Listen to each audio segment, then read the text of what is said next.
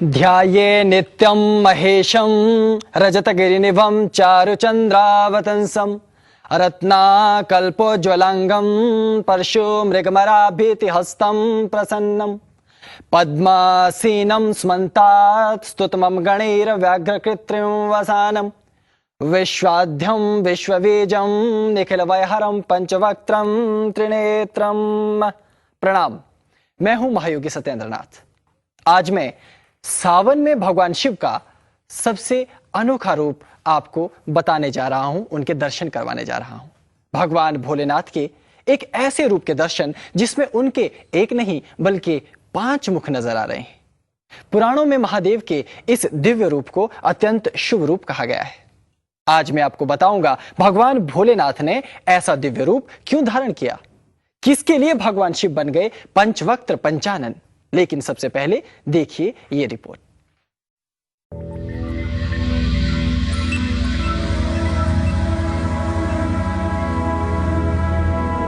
सावन में महादेव के सबसे रहस्यमयी रूप के दर्शन कीजिए।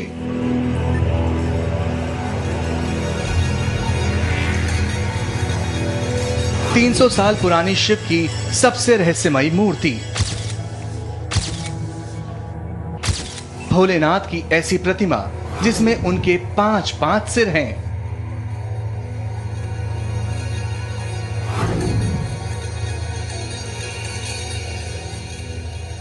देखिए, महादेव की इस मूर्ति में शिव के 5 मुख हैं। शिव का ऐसा रूप सिर्फ अब तक आपने सुना होगा, देखा नहीं होगा।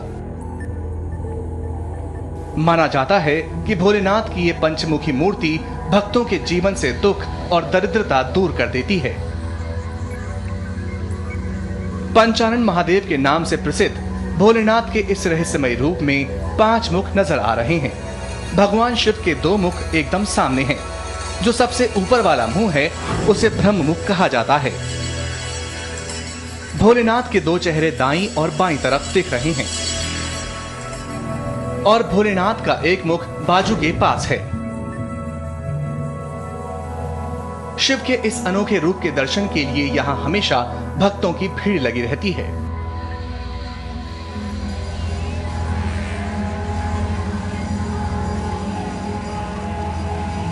इस अनोखी प्रतिमा के ठीक सामने एक शिवलिंग है जिसका भक्त जलाभिषेक करते हैं और पूजा करते हैं। कहा जाता है कि शिव की यह पंचमुखी मूर्ति महादेव के 5 रूपों का प्रतीक है। पुराणों में भगवान भोलेनाथ के 5 रूप महादेव, महेश्वर, रुद्र, शिव और ईशान हैं। और इस मूर्ति में महादेव के यही 5 रूप समाये हुए हैं। इसमें एक प्रमुख मस्तक है, ऊर्ध्व मस्तक, इसको हम कह सकते हैं। ऊर्ध्व मस्तक के नीचे 4 मस्तक हैं, 4 मुख हैं, जो कि 4 दिशाओं में हैं। तो जो ऊर्ध्व मस्तक है वो महादेव का प्रतीक है। जो ऊर्ध्व मस्तक की सीमा में नीचे वाला मस्तक है वह शिव का प्रतीक है। जो दाईं ओर का मस्तक है वह महेश्वर का प्रतीक है। और जो बाईं ओर का मस्तक है वो रुद्र का प्रतीक है। और जो पृष्ठभूमि का मंदिर है, मस्तक है, वह ईशान का प्रतीक है।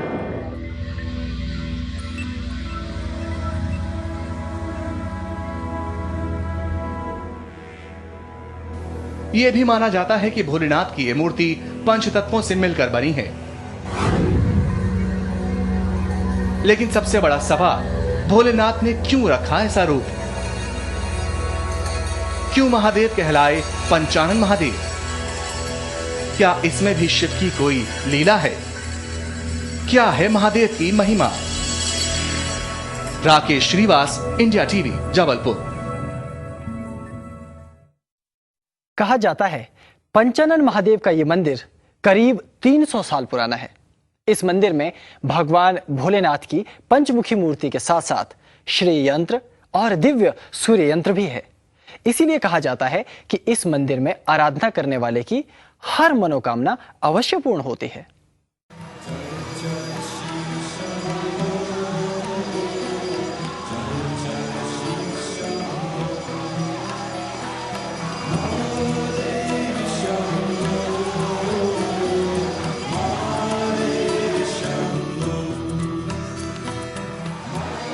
पंचानन महादेव का ये प्रसिद्ध मंदिर जबलपुर में है।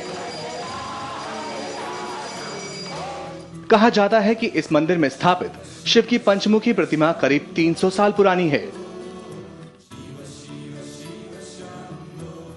भक्तों का कहना है कि जितनी मान्यता शिव की इस मूर्ति की है, उतनी ही मान्यता इस मंदिर में मौजूद श्री यंत्र और सूर्य यंत्र की भी है। भगवान शिव की मूर्ति के ठीक सामने मंदिर के बाहर की तरफ सूर्य यंत्र बना हुआ है और इसी सूर्य यंत्र के ठीक ऊपर श्री यंत्र है। कहा जाता है कि श्री यंत्र में समस्त ब्रह्मांड होता है। इसमें सभी देवी देवताओं का वास होता है। भक्त यहाँ शिव के साथ साथ श्री यंत्र और सूर्य यंत्र की भी उपासना करते हैं।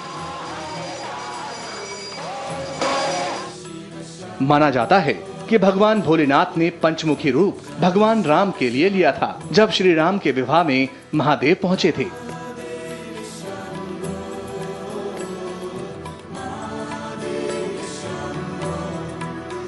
पुराणों के अनुसार भगवान शिव को लगा कि राम के विवाह का भव्य नजारा एक मुख से नहीं देखा जा सकता, इसीलिए उन्होंने विवाह को देखने के लिए 5 मुख धारण कर लिए और तब से ही भगवान भोलेनाथ के इस पंचानन रूप की पूजा होने लगी। पंचानन महादेव भगवान शंकर जी का है। शंकर जी सुख देखने के लिए नेत्र होता है। जब भगवान राम का विवाह हुआ तो ये रूप भगवान शिव जी ने एकानन चतुरानन पंचानन 5 तरफ ये देखते थे। सुख देखने के लिए केवल नेत्र होता है। तब ये आप भगवान शंकर जी प्रकट हुए 5 मुख देख करके और सबकी इच्छा मनोकामनाएं की पूर्ण करते हैं। हर सावन में यहाँ पंचानन महादेव के दर्शन करने के लिए भारी संख्या में भक्तों की भीड़ लग जाती है।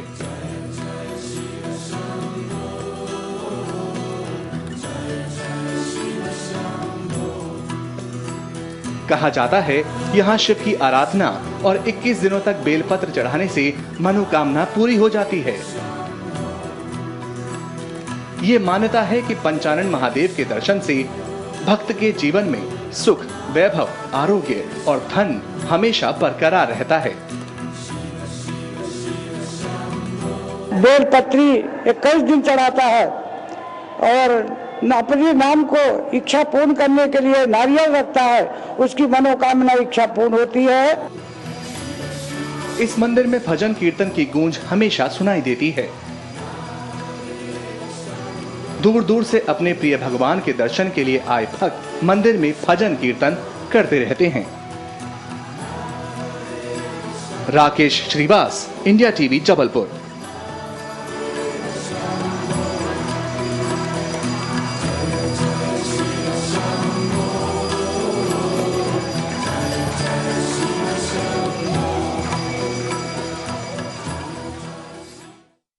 शिव को सहस्त्रमुखी यानी कि हजारों मुख वाला भी कहा गया है, लेकिन प्रमुखतया शिव पंचमुखी ही हैं। इन्हीं 5 मुखों के जरिए शिव दुनिया को चलाते हैं। शिव की जो प्रिय अंक संख्या है वो है 5। तो शिव मध्यमार्गी हुए, यानी देवों के भी देव और असुरों के भी देव। वो बीच के हैं, मध्यमार्गी हैं, इसलिए जो चाहें वो वर आप उनसे प्राप्त कर सकते हैं। शिव का प्रिय मंत्र है नमः शिवाय। ये पंचाक्षरी है क्योंकि इसमें केवल 5 ही अक्षर हैं, इसीलिए इस मंत्र को पंचाक्षरी मंत्र कहा जाता है। अब समय हो गया है एक छोटे से विराम का, और विराम के बाद आपको बताएंगे 12 ज्योतिर्लिंगों का महारहस्य।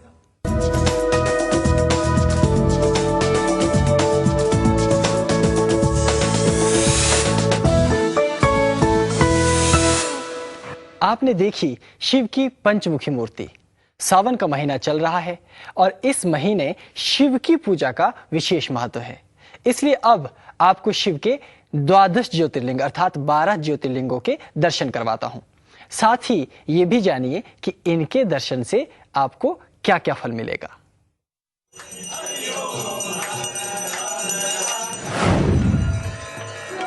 महादेव का पहला ज्योतिर्लिंग ही सोमनाथ ज्योतिर्लिंग है।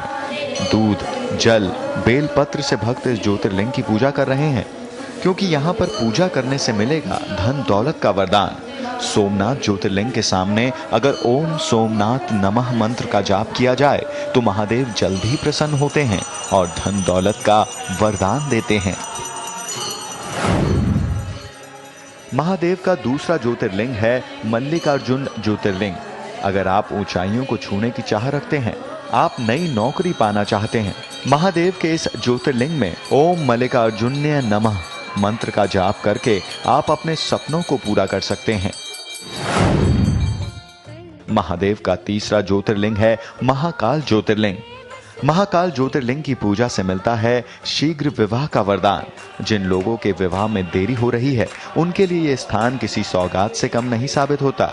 यहाँ पर ओम महाकालाय नमः मंत्र का जाप दिलाता है मनचाहा जीवन साथी। महादेव का चौथा ज्योतिर्लिंग है ओंकारेश्वर ज्योतिर्लिंग। अगर आप लंबे समय से कष्टों से परेशान हैं, तो बस आपको ओंकारेश्वर ज्योतिर्लिंग का ध्यान करने मात्र से कष्टों से छुटकारा मिल जाएगा। इसके लिए आपको सच्चे दिल से ओम ओंकारेश्वराय नमः मंत्र का जाप करना है। महादेव का पांचवा और प्रभावशाली ज्योतिर्लिंग है बैजनाथ ज्योतिर्लिंग। बैजनाथ ज्योतिर्लिंग बेहद खास है। शिव की उपासना में आस्था रखने वालों के लिए द्वादश ज्योतिर्लिंग या अग्निशिखा स्वरूप शिव के 12 प्राचीन शिवलिंगों की पूजा और दर्शनों का खास महत्व है। बैजनाथ ज्योतिर्लिंग के ध्यान से आपको लंबी उम्र का वरदान मिलता है। इस ज्योतिर्लिंग की पूजा ओम बैजनाथाय नमः मंत्र के साथ ही की जाती है। महादेव का छठा ज्योतिर्लिंग है भीमेश्वर ज्योतिर्लिंग। अगर आप शोहरत पाना चाहते हैं तो भीमेश्वर ज्योतिर्लिंग के स्मरण मात्र से ही आपके सारे सपने पूरे होते हैं। बस आपको करना है ओम भीमेश्वराय नमः मंत्र का जाप। महादेव का सातवां ज्योतिर्लिंग रामेश्वर ज्योतिर्लिंग है। व्यापार में कामयाबी पाने वालों के लिए रामेश्वर ज्योतिर्लिंग रामबाण की तरह है। यहाँ ओम रामेश्वर नमः मंत्र का जाप करने से व्यवसाय में जल्द ही तरक्की होती है। महादेव का आठवां ज्योतिर्लिंग है नागेश्वर ज्योतिर्लिंग। आत्मा की शांति और मोक्ष प्राप्ति के लिए नागेश्वर ज्योतिर्लिंग की पूजा बेहद जरूरी है। ओम नागेश्वराय नमः मंत्र यहाँ की गई पूजा को सफल बनाता है। महादेव का 9वां ज्योतिर्लिंग है विश्वनाथ ज्योतिर्लिंग। विश्वनाथ ज्योतिर्लिंग 12 ज्योतिर्लिंग में से सबसे श्रेष्ठ माना जाता है, क्योंकि यहाँ पूजा करने से शिव की भक्ति का वरदान मिलता है। ऐसी भक्ति जिसके बिना संसार अधूरा है। यहाँ पूजा के लिए भक्त ओम विश्वनाथाय नमः मंत्र का जाप करते हैं। महादेव का 10वां ज्योतिर्लिंग है त्र्यंबकेश्वर ज्योतिर्लिंग। त्र्यंबकेश्वर ज्योतिर्लिंग की पूजा से संतान की प्राप्ति और खुशहाली का वरदान मिलता है और ओम त्र्यंबकेश्वर मंत्र का जाप करने से महादेव जल्दी प्रसन्न होते हैं। महादेव का 11वां ज्योतिर्लिंग है केदारनाथ ज्योतिर्लिंग। इस ज्योतिर्लिंग की पूजा से विद्या का वरदान मिलता है। छात्र खास तौर पर इस ज्योतिर्लिंग की पूजा करते हैं। विद्या की प्राप्ति के लिए यहाँ ओम केदारनाथाय नमः मंत्र का जाप किया जाता है। अब समय है एक छोटे से विराम का, और विराम के बाद आप देखिए आज का अजय मंत्र।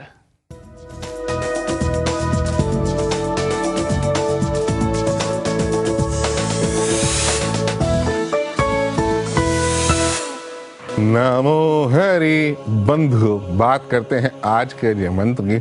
आज के अजय मंत्र में 3 चीजें हम आपको बताएंगे। क्या है आज का चमत्कारी मंत्र, क्या है आज आपके सफल होने का सूत्र, और क्या है आज आपकी राशि का उपाय। इन तीनों की सहायता से आप आने वाली शाम और कल आने वाली सुबह को शुभ और श्रेष्ठ बना सकते हैं। आज का जो मंत्र है बंधुओं, अधिक व अनचाहे खर्चों को रोकने का मंत्र है। कई बार जब अधिक खर्चे आ जाते हैं तो पूरे महीने का बजट ही गड़बड़ा जाता है और मन को पीड़ा होती है वो अलग। अधिक व अनचाहे खर्चों को रोकने का जो मंत्र है, निवेदन में करता हूँ, ध्यानपूर्वक सुने और नोट करें। ओम ऐं क्लीं बृहस्पतये नमः। करना बंधु उसके लिए क्या है, आज के दिन विशेष रूप से 54 बार आपने इस मंत्र का जाप करना है।